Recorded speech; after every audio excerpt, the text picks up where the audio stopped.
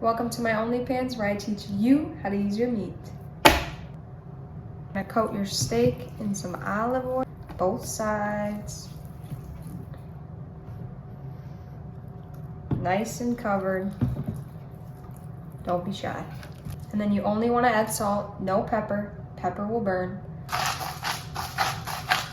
Don't be shy with it. Flip. Oh my god. Oh my gosh. It's greased up. It's so slippery. Slipping. Alright, you want the pan nice and hot. Cast iron preferably. You can take your steak. You're gonna wait till the sides start marbling, and then we're gonna give it a good flip.